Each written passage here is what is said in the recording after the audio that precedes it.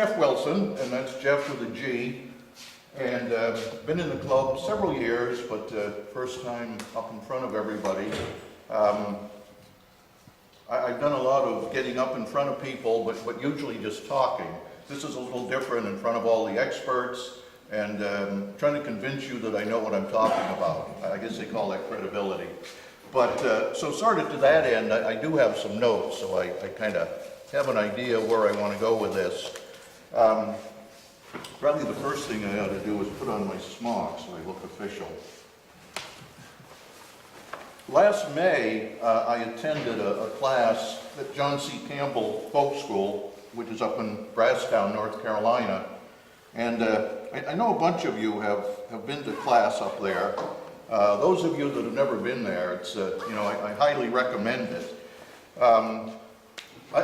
Most people kind of look at it as sort of like a camp for adults. It's really an enjoyable week. They do have housing there, but they also have a nice campground. So when I've been up there, we take our travel trailer. My wife goes with me, so one of the challenges is finding a class for both of you. I think the first time I went there, she found the class she wanted, and everything that kind of looked appropriate was already filled up. So I ended up taking a class called Hiking High in the Smokies. And when you've lived in Florida for 25 years, hiking high in the Smokies is a challenge. But anyway, I got through it. Another nice thing about John C. Campbell are the meals. They have a nice dining hall, and everything is family style. And it depends on how you eat, whether it's going to be a 5-pound week or 10-pound week. But you're not going to leave there weighing what you did when you got there. They run about 15 classes a week, and so a little bit of everything: blacksmithing, cooking, quilting, painting, photography. Woodworking and wood turning are separate, so there's usually one of each week. And they do have a fairly new wood turning studio there. I think it was either 2007 or 2008 that they opened it. And they have 10 nice big Powermatic mustard monsters there. And as far as I know, they still change them out every year. At the end of the year, they sell them at a pretty good price and get new ones donated. So not too bad. Now the class that I took, the official name of it was Easy Segmented Platters and Expressive Wall Art. The instructor was Linda Sutter, and she's from Cincinnati, Ohio. And one of her specialties is working with epoxy. And she got started in this by taking a class with Marilyn Campbell. And you did one with her recently, right? So Marilyn is kind of the recognized expert in working with epoxy, and she was here a year or two ago and kind of wowed us with all the stuff she could do. The class I took was really divided into two sections. One was what they call the easy segmented platters, and the other one was the expressive wall art. Now, by expressive wall art, what it was kind of creating stuff you're going to hang on the wall. So starting with a nice big, usually a square piece of wood, doing some off-center turning, and then adding all sorts of goodies to it, the intent to make something that looks nice on the wall. Not going to talk about that at all. I'm going to talk about the easy segmented platters.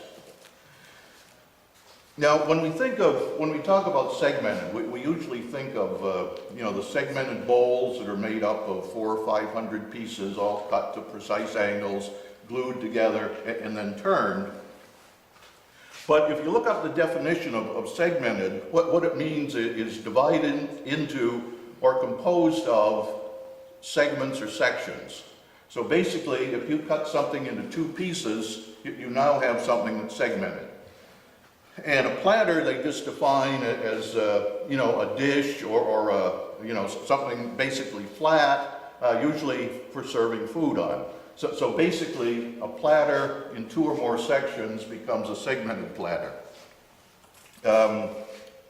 Now, an excellent example over here of a platter like that, a lot better than any I've been able to accomplish, The general steps are, first of all, you want to create a design, and then once you get the design, you want to transfer the design onto your platter blank. Then you take it to the bandsaw, you cut it into segments, and then using epoxy, you reassemble the pieces, and then put it on the lathe and turn it. So that's really all there is to it.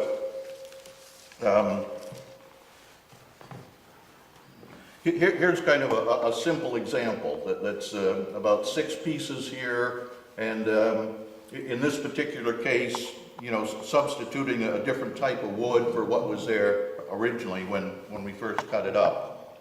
Give him a second to get it in focus. There we go. You got it there? Okay. In addition to different types of wood, you can also substitute different types of materials in there. So there's almost no limit to what you can do with this type of stuff. The first thing you want to do is come up with a design, and it can be almost anything, but start putting your designs on paper. I guess this was the one that I had used for that little platter there. Yeah, he almost had a chance to get that. I'm sorry. Okay. Okay. Now, one of the things... Are you going to use that to speak to, or can I pass it around? We can pass that around.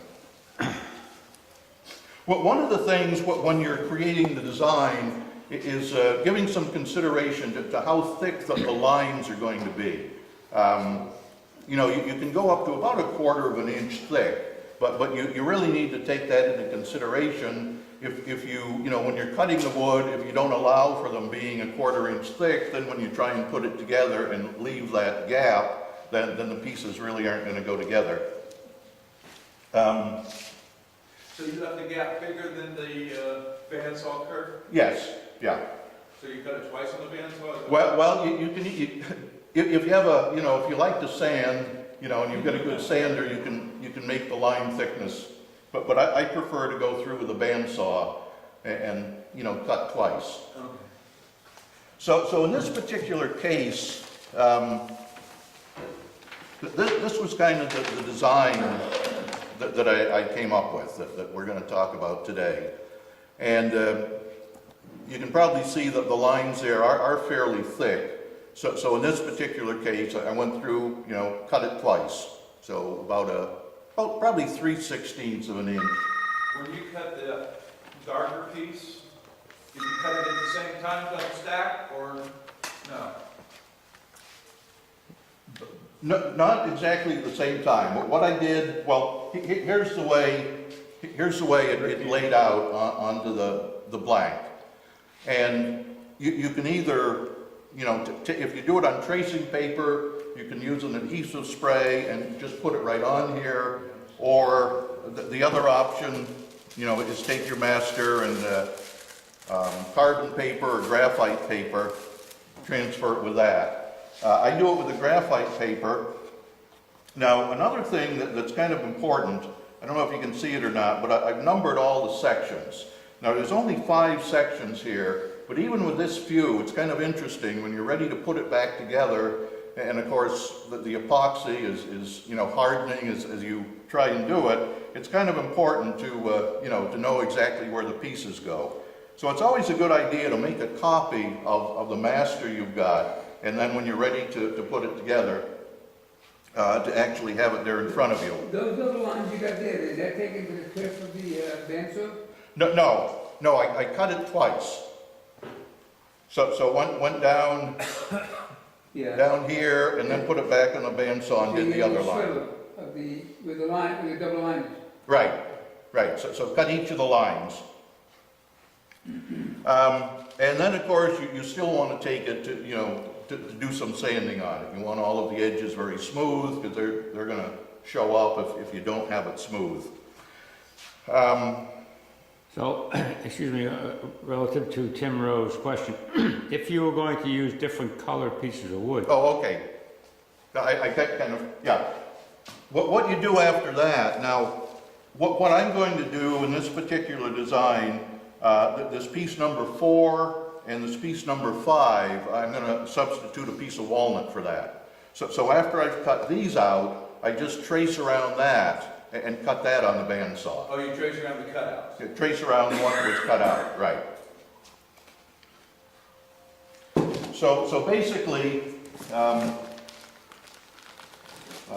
just kind of see it all together here. Here's the cutout pieces.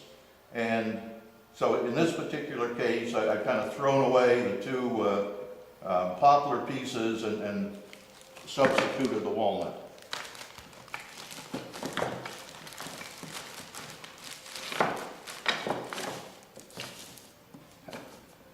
And went through and as best I could, you know, got a nice smooth edge, sanded them so they're quite smooth. Again, make sure the pieces are numbered, and it's also a good idea, the other thing that numbering helps you is you know which side goes up too. Nothing worse than having all the pieces there and trying to put one in upside down. That just doesn't work. I still to get the idea of that double line there. He cuts both lines so he has a thicker epoxy line. Yeah, you want some, you know, some thickness in the epoxy when you reassemble it. Yeah. Yeah, anywhere up to about 1/4 of an inch. Oh, okay, that takes it, okay, I get it now. So the tough way to do it, you know, would be just to strictly take it to your, you know, to your sander. But you do, even if you do that, what you'd want to do would be have a, you know, a line on here so you know how much you want to take off when you're sanding it. Okay, so we have all the pieces cut out. We have them sanded. They're kind of ready to go to put back together. And what we're going to do is put them back together with epoxy. Now let me talk just a little bit about the epoxy. First of all, the stuff that I use is called the West system. And this is probably the most common that turners use. Geoff? Yeah. Side grain, end grain, does it make a difference? Not really. I mean, depending on what you want to, you know, how you want to turn it. Yeah, the strength of the glue joint, I don't think matters much in this case. Well, thickness, if you drop it for end grain versus side grain. Well, any platter end grain is more apt to break, yes, from that standpoint. Yeah, I think you're right. Yeah. If it's So thin. they gotta be both dry, same dry, very dry, I guess, because end grain, it would shrink differently. Yeah. Yeah. You want it, you know, dry before you start. You don't want to work with green wood. Compared to TI-88, is there any special? Compared to? Things about this type of epoxy rather than like TI-88 or some of the other epoxies? Not really familiar with those. But basically, the West system came out of the boat building industry. And this Marilyn Campbell that we've talked about, she was she grew up building fiberglass boats. That's how she got her expertise with fiberglass. And then when she moved into turning and adapted it to it, it was kind of natural that she, continued to work with what she used. Where do you buy it? Pardon? Where do you buy it? You can buy it directly from West Systems, but online there's a place called Discount Marine Supplies, www.discountmarinesupplies.com, and they have some pretty good prices on it. Actually, it's considerably cheaper than what you'll see on the the West System website. If you want to buy it locally, West Marine carries it, and also, is it Glue Depot or the place down on? Good product. Yeah. There's a couple others as well, but, as far as I know, all of the West Marine stores carry it too. What's the drying time of that? I'm going to talk You about gonna a get couple into of that? these. Okay. Yeah. West Systems kind of puts out a chart. I know you can't read this even looking at it, but there's really three elements that we're concerned with. One is the resin. The second one is the hardener, And then the third one is a filler, and the filler kind of gives it some body, gives it some thickness. So on this chart, there's basically two types of resins for this application. One, there's three varieties: a fast drying, a slow drying, and an extra slow drying. So they're kind of similar. And then there's another one that they call a special coating hardener, and that one dries clear, whereas the stuff that I'm using here, that's going to be the hardener. It's kind of an amber or a yellow color, but if you're going to add some color to it, it doesn't really make much difference. And the amber stuff is considerably cheaper than the totally clear. Then the fillers. There's a bunch of different fillers, and basically they do two things. They give some thickness, some body to the epoxy, and they also add strength to it. So the basic resin that we're going to use, it's West System 105 epoxy resin.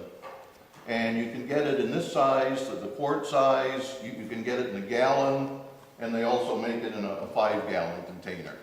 I guess if you're, laying up your 100-foot yacht, it'd probably work. I think they do make it in 50-gallon containers too, but anyway, a quart is plenty for me. Price. Pardon? Price. Okay, the resin itself, and this is a discount marine supply, the quart is $31.95. The hardener, which is much smaller, and I'll tell you the proportions we mix it in, but $15.95. And then the fillers are about 10 or 11 bucks. Pumps. A set of pumps is, I think, $12. Now, if you're interested in getting into this, Discount Marine Supply has a prepackaged kit, which consists of the 105 resin, the 205 hardener, and the pump kit.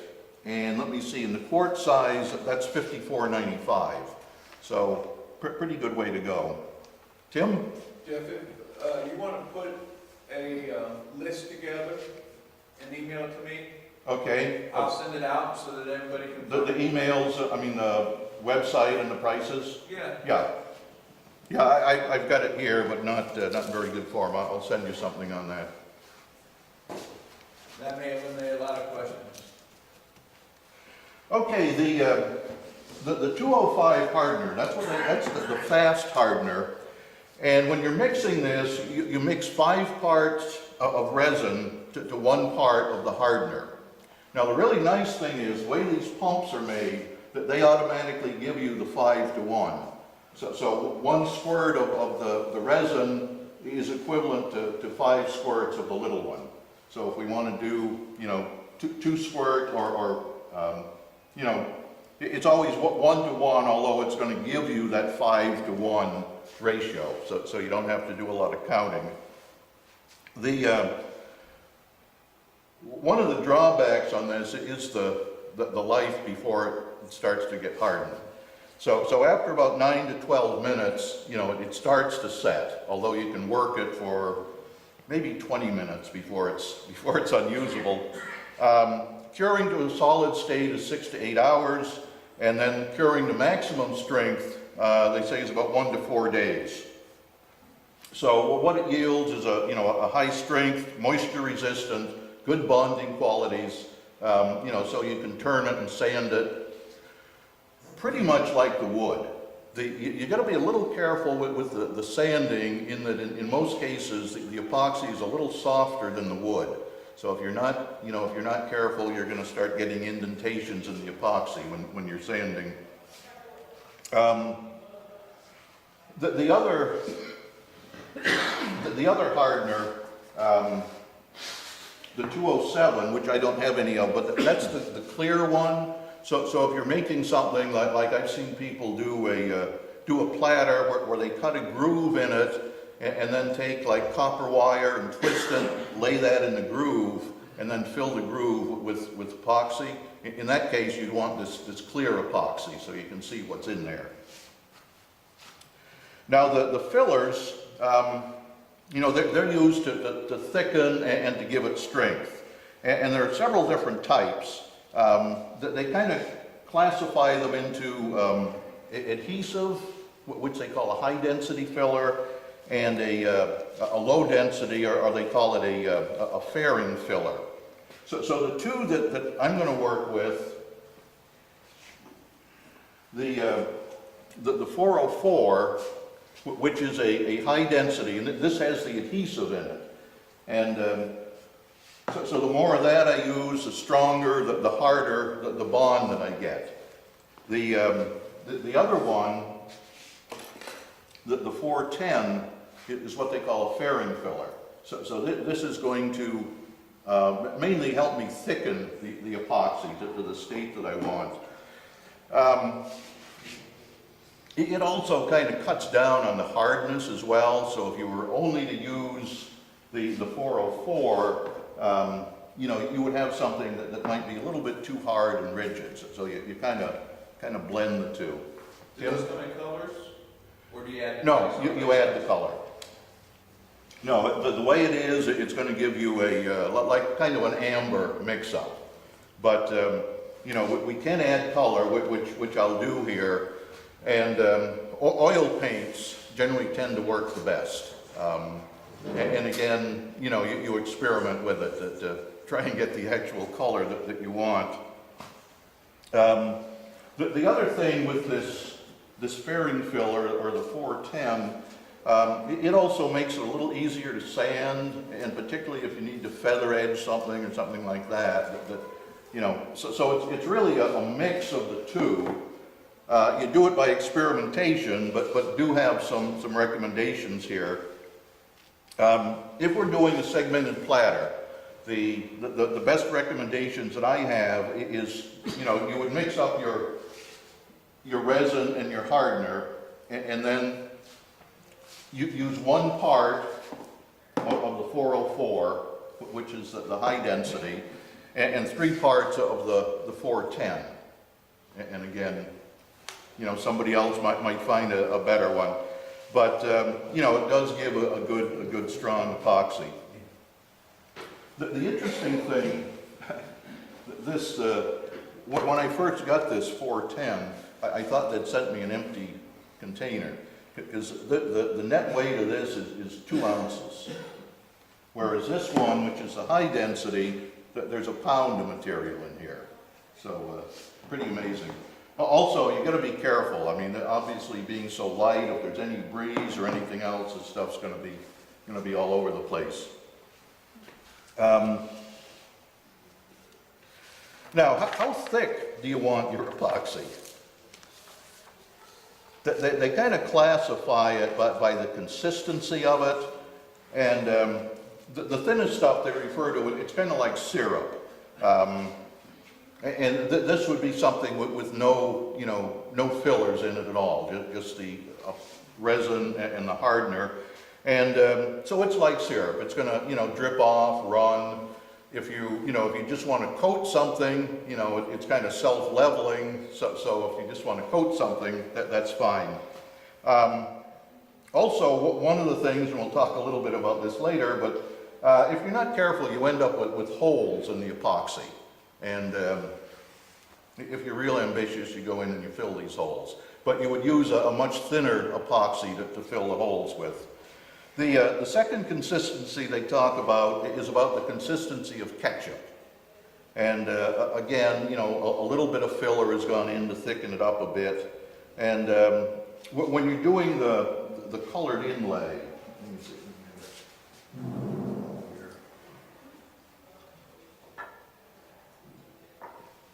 Here's a different type of thing that you can do, and this was where you start out with your basic bowl or platter, and then you cut a groove, and in this particular case, I got some little stars at Michael's and held them in there with a little bit of CA glue, and then you pour the epoxy in the groove.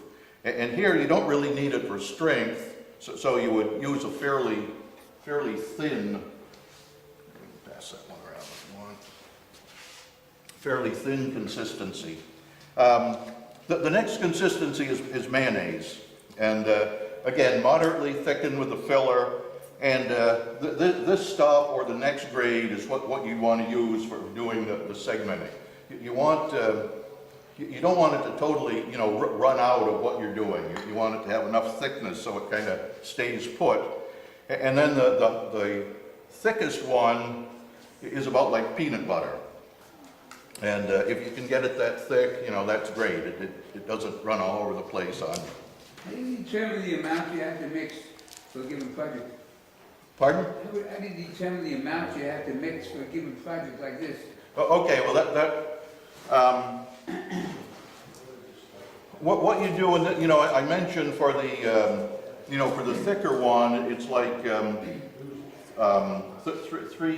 three parts of the filler to one part of the adhesive. Now, you really don't even need, like that one that's going around, you really don't even need the adhesive filler. You could just do it with the thickener. And really, the way you determine it is you start stirring it, and when you say, that's the thickness I want, in that thing that's going around, you want to be able to pour it, and you want it to run and fill properly.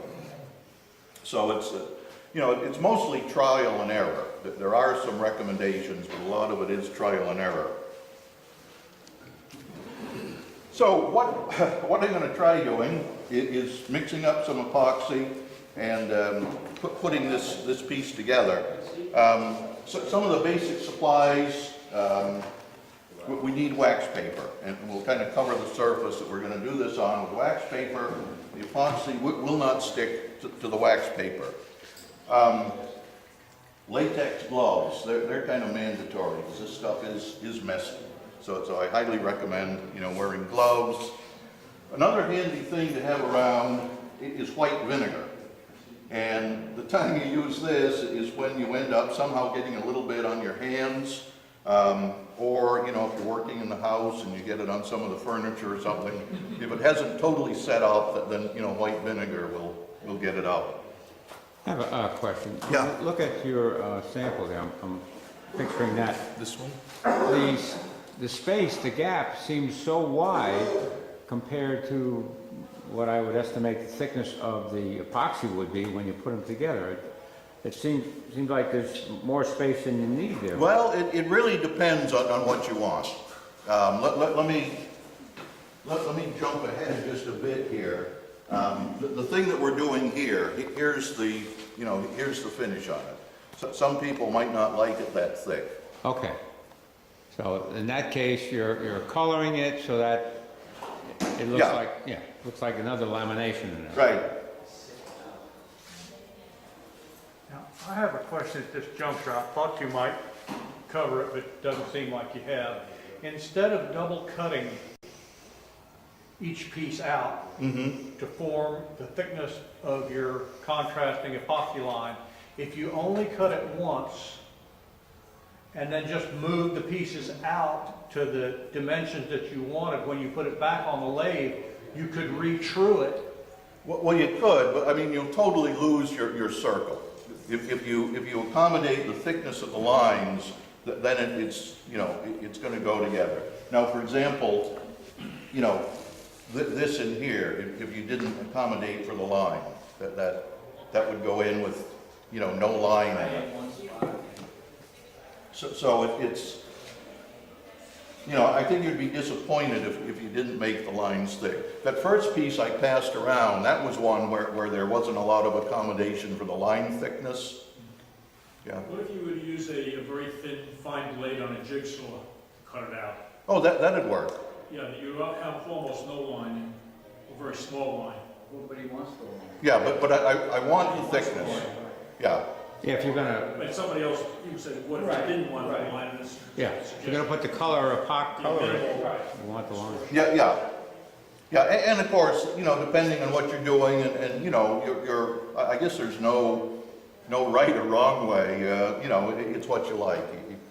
Because these lines can go up to about at least a 1/4 inch thick and still maintain the strength. Yeah. I've seen some pieces that have like turquoise embedded in epoxy. Mm-hmm. Is that something that you could, do also? Or? Yeah, some of the inlays type of stuff. And you have stuff embedded in yours here? Yeah. Yeah. Take a look at the platter over here later. But yeah, you can do almost anything you want. One of the ones, I don't think I have it here, but just taking little twigs, where I took a Forstner bit and I drilled all the way through, and then put the slightly smaller, sections of a twig or a small log, and then, epoxied around it. So the sky's the limit as to what you can do with this stuff. Yeah. When you use an oil paint to cover the epoxy, how does that affect the strength of the? To the best of my knowledge, it doesn't impact it. I'm sure there's some slight. Put a lot of paint in, it takes the box sometimes won't harden. Yeah. So you say it won't harden. Yeah, so you just gotta, it doesn't take very much to color.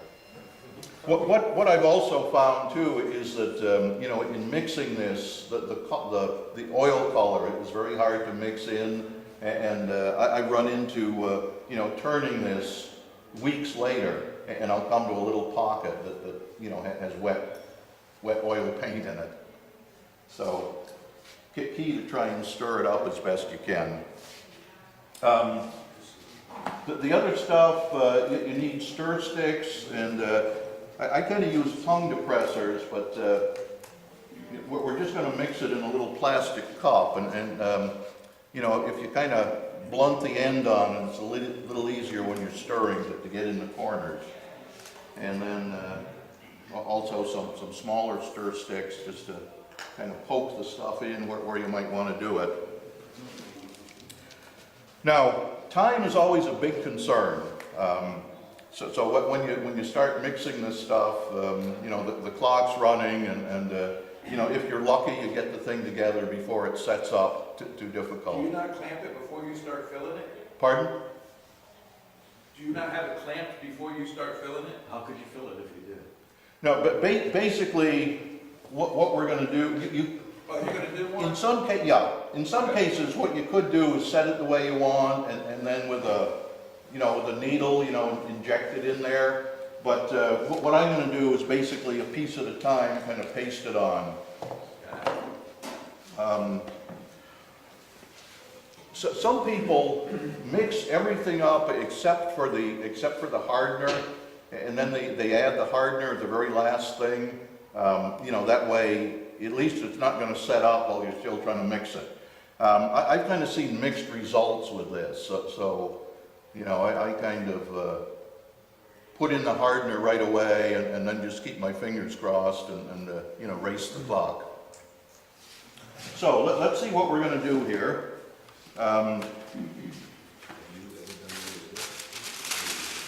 One of the other things, it's always good to have some hard surface to do this on. If I just did it on the paper, and then comes time to clean up, and I pick that thing up with the epoxy, and it'll totally fall apart. So you want to have something to mix it on.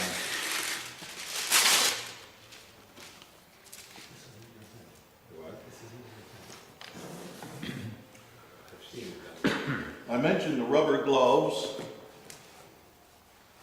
Everybody laughs when I do this, but it makes them easier to get on.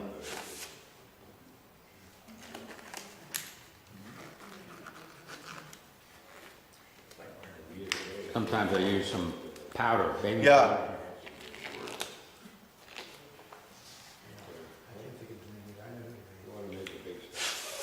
Any difference between latex and nitrile on the gloves? Some people are allergic to latex. Yeah, I think that's the biggest thing, is whether you're allergic to it or not.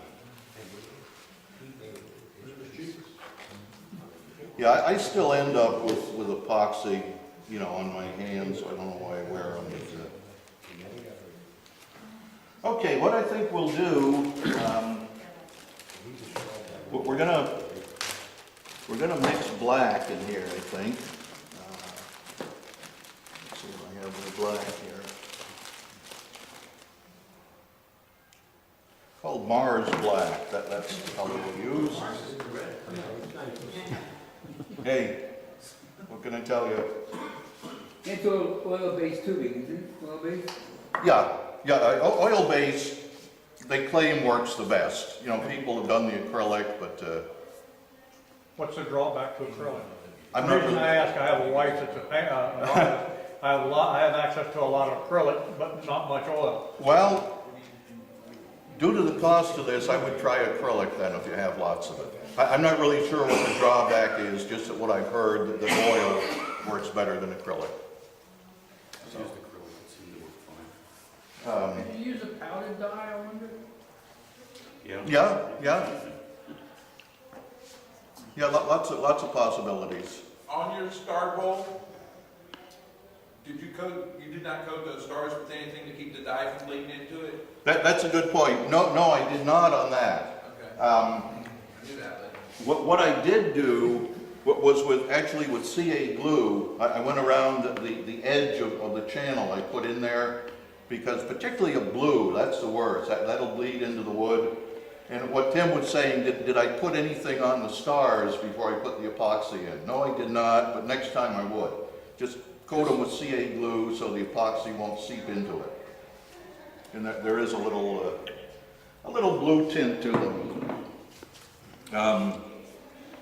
You know, like anything else, it's a learning process. Oh, yeah, but I just, Yeah, no, learn from other that's people's mistakes. right. Yeah, that's a good point. I did another one, and in trying to get rid of all the epoxy on the little insets, you know, I cut it down too far and actually, you know, went down to the bottom of the thing and put in there.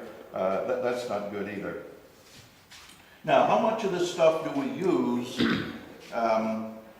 That's kind of a trial and error thing, but what I'm going to do in this particular case is use 3 squirts. So 3 squirts of resin, 3 squirts of hardener, and it should make up more than enough for what we want.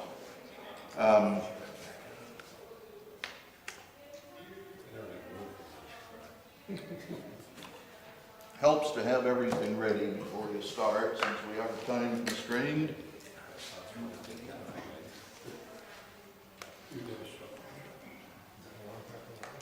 So the high density filler, you know, that's the one that's much heavier, but it's a pure white. The low density or the fairing filler, kind of a brownish material. And this is the one where the entire contents of this is 2 ounces, so it's very, very light.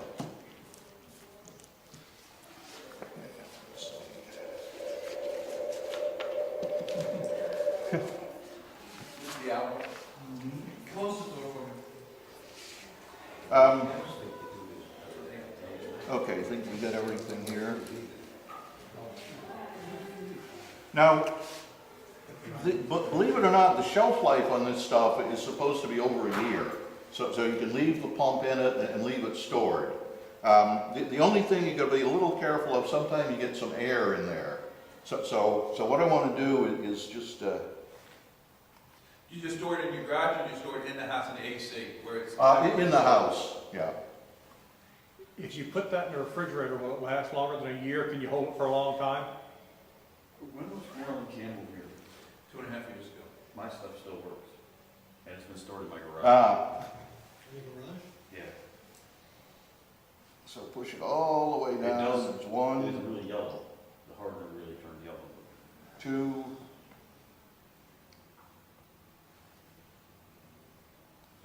3 squirts of that.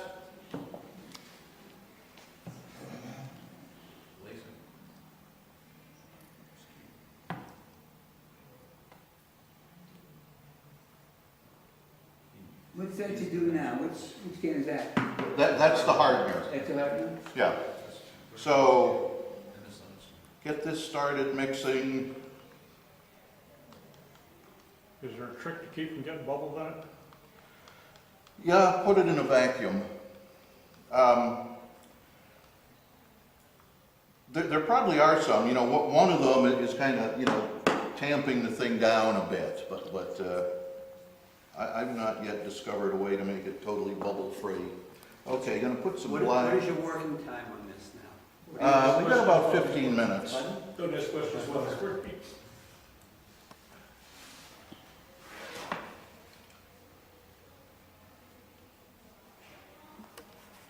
So I put some black oil in there.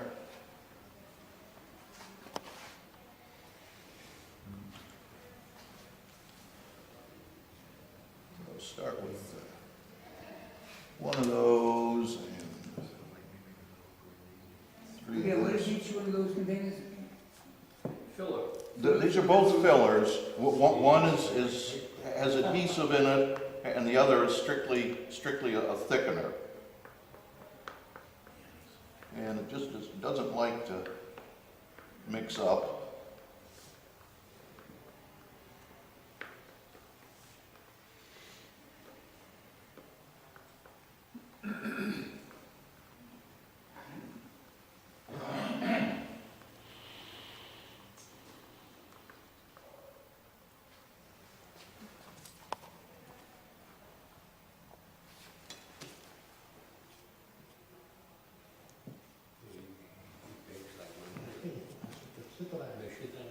Making peanut butter, that one, huh? That's gonna be pretty thick. It should be, but usually find out it's not as thick as I think it's going to be.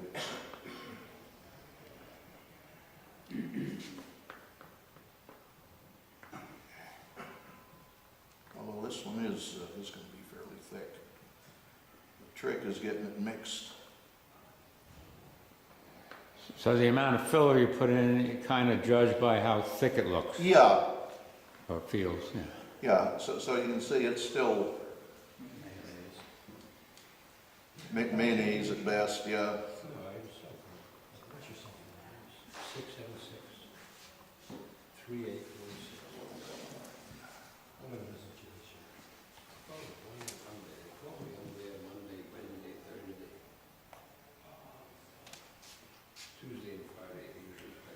Usually I set a timer so I kind of know where I'm at with this. But, ding! Yeah, I think we. Have you had it foam up on you yet? Yeah. Yeah, you know, it's not a good, meaningful demo if you don't, you know, show all the pitfalls. Okay, there we're getting about where I want it. Now, one thing I meant to do before we started was to get a few pieces of masking tape, and what we're going to do is we put it together, we'll kind of make a dam at the end of the pieces. Or say damn, depending. Or what? Or say damn, depending. Yeah, right.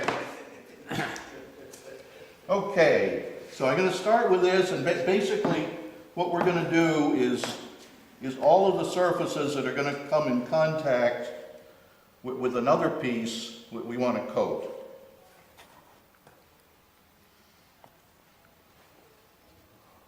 Did you coat the edges of these with CA? I know you took them out of the Ziploc, but we don't know if you did that at home. No. So we could have bleeding. Yeah, probably won't with this, but yes, we could have.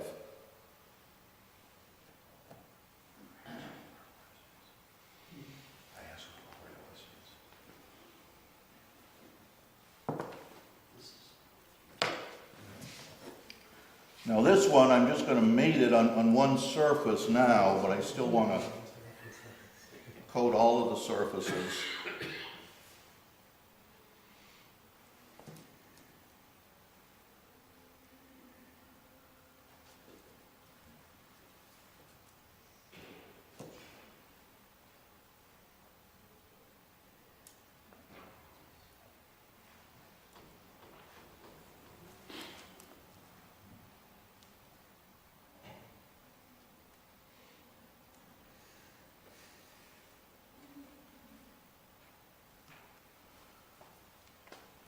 Now here's where, you know, having your diagram kind of comes in handy.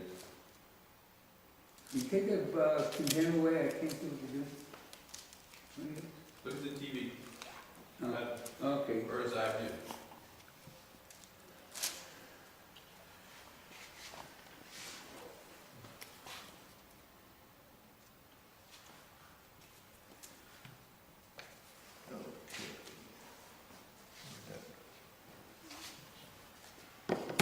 Put this guy in next.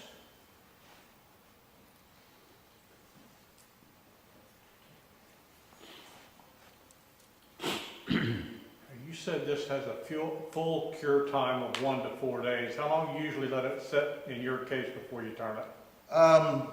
You turn it the next day? Yeah, I mean, that's usually the intent. Is there a test to be sure it's ready, or as long as it doesn't come flying apart, you're all right? Yeah, you know, they see 6 to 8 hours, you're probably, probably safe to go on it. But, you know, you can do it in the morning and then, you know, turn it later in the afternoon. But Really? to be safe, you know, good to let it sit overnight.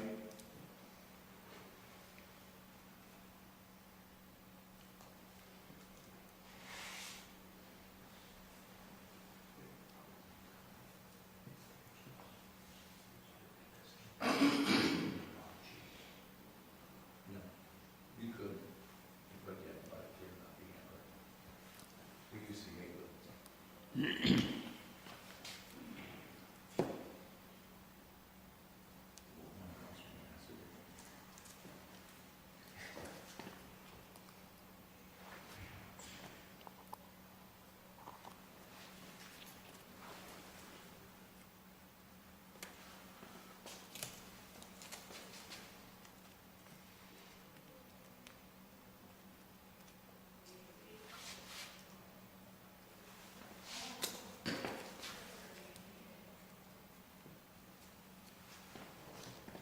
And where'd my last little piece go to?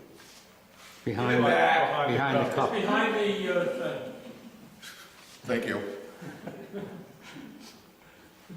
That we don't need.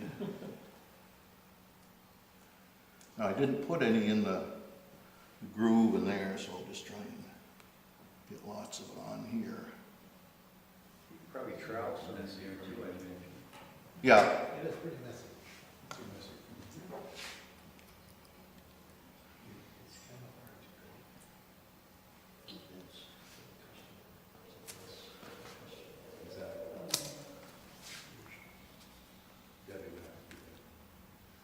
This is something I would do. yeah, now in this particular case, we'll, put lots of it in there.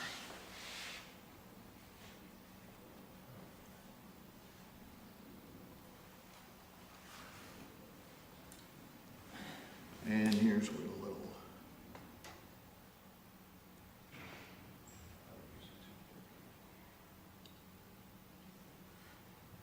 sometimes it's kind of hard to see just how, you know, how thick these lines are, but with the, this little stir stick, it gives me a little bit of a shot, you know, where I'm missing some.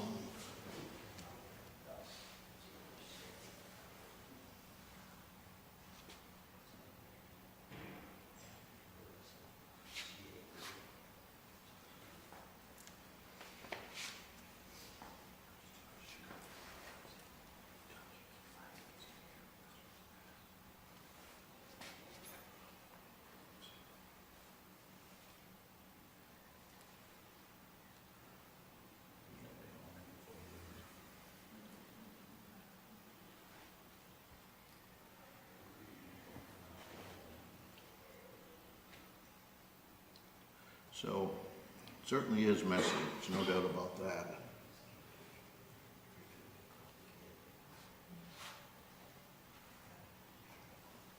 That stuff dull the tools fast? Pardon? Does it dull the tools fast? No, no. The, If you put fillings in it, it would. Yeah. If you had like rock or something in it. yeah, It's softer than the wood. If you've been paying attention, he said that earlier. Yeah. I'm just saying. thank you, Tim. Is there a trick to making sure that those lines are uniform, or you just do it by eyeball? One thing you can do, like with that little stir stick, you know, you could go in there and kind of feel, but otherwise it's just kind of by eye. You talked about air pockets before, you're gonna, Pardon? the chance to get air pockets.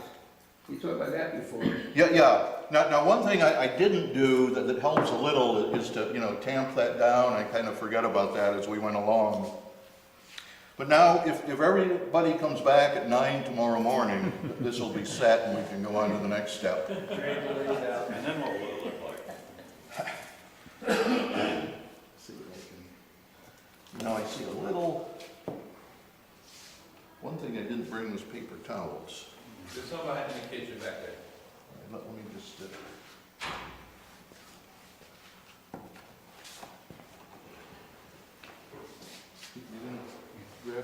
Got a little bit of epoxy on the table here, so let me clean that up with the white vinegar. Now, depending on the thickness, you know, this thing is pretty thin, so usually for something like this, thank you, Carl. You know, I'll put a block on the back of it and use that to turn it. You know, you can do it most any way you want.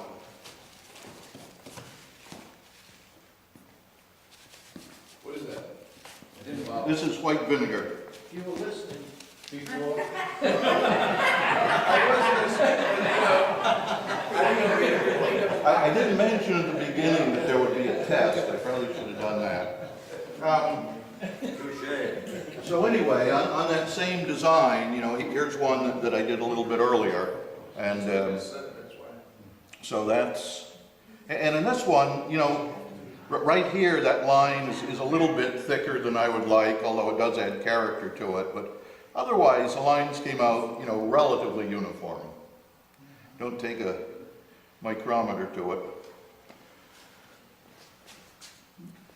Uniformity just comes with experience, right? I mean, the uniformity just comes with experience, you just, I prefer to think of it as luck. luck. But yeah, the more you do it, the better feel you're going to get for it. block on the back for turning? Yeah. Yeah, that's what I've done, is put a glue block on it. So any questions? How much effect does moisture have on the epoxy? For instance, if you were to take a piece of Norfolk Island pine and cut a slab, and then make your design on that, and then put a contrasting wood in it, and the Norfolk Island wasn't totally dry. You're going to have a problem. I mean, the wood should be dry. It's the same, you know, as with anything, you know, working with wet wood or green wood. It's going to change shape. Is there any place locally for that, to buy that stuff? Well, what I did, Products around by my shop. Huh? You can get glue products by Yeah. my shop. Oh, by your shop as well? What about finishes on Some the will. platter? Do the finishes come differently, like a white bond poly or shellac or anything different on the epoxy versus the wood? it should take most of them. I'm sure some of them show up different, but you know, this one was just a quick spray on lacquer. Nothing dissolves the epoxy like a lacquer thinner or something No, like that? no. Obviously, don't use vinegar on it. While it's wet, you gotta fill it up. You probably can Right. use it dry. Let me see. So I will, Tim, I'll put together a sheet with the information, and it is considerably less expensive, you know, ordering it online. Now, I haven't been to Glue Products. I don't know what their prices are. I'm sure they're more expensive. But West Marine is, you know, is certainly more expensive. Yeah, it cost about $100 to buy what I bought at Blue Products. Mhm. So it's considerably less online. You know, that you know, that package of the pumps and the resin and the hardener, you know, that's a good deal. What did that cost you, the pumps are hardener online? Well, as I mentioned at the onset, you know, I bought a kit, which was, you know, a quart of this, I think this is 5 ounces, and the 2 pumps, and And the fillers? that was, Not the fillers. yeah, $55. And then the fillers were how much? Well, again, the prices online, just a quart of this is $32, and $16 for this, and $12 for the pumps. And the fillers. The fillers. The fillers are $10.95 for the size that I have here. Each one of them is $10.95. Online. Yeah, online. You know, that's an epoxy, but there's also polyester resin. I wonder if that's something. I don't know. That's great at, you know, I patch canoes with that, but never tried it. No, there's a polyester resin. It's clear and it's a liquid, you use a hardener. But it's cheaper than epoxy. Oh, it's a lot cheaper, yeah. That's just. Yeah, I really have no idea. You can use it for a lot of things. They use it over fiberglass cloth. It's not as good as. But they sell, I think that's the stuff they sell for inlays or something, sells that with the. Oh, but possibly, if it doesn't have the strength. But remember, the polyester resins that you were talking about, that are normally clear, Yeah. will turn yellow. Yeah, but if you In a period of dye time, or color to it. 5 years' time, they will turn Yeah, yellow. but if you had a color to it. Right, they you do. know, I suppose a similar technique could be used if you use veneer and just plain Just- clear epoxy, but some of the steps you go through are very similar. If you could dry fit the veneer Yeah. in that saw cut, and then use clear epoxy to put it Yeah, all and together, but there's a lot just more coat it. pieces. Yeah. Yeah, I'm not familiar with blue blocks. How does a blue block work? Well, but basically, you know, this really isn't thick enough to put on the lathe. You know, you could put a. Well, you could. I'm sorry, Tim. I'm trying to answer the question. Okay. No. A glue block, but basically, you just glue something on the back and then turn a tenon on it, so you can put it into the chuck. Okay, and then eventually you just shape. Yeah. Then when you're finishing up the back, so you put the glue block on, turn it to a tenon. But before you do that, while it's still, you know, held in there, you turn some of the bottom and then. Yeah, actually, I've used it with newspaper, sheet of newspaper and white glue on both sides, and that made it easy to break away. Yes, the wax paper makes it real easy. Sure, it's so easy. It's so easy. Friction is wonderful Just too. a black and white paper. Any other questions? No, Hold your plug until 9 o'clock tomorrow morning. Okay, we'll go ahead and take a break.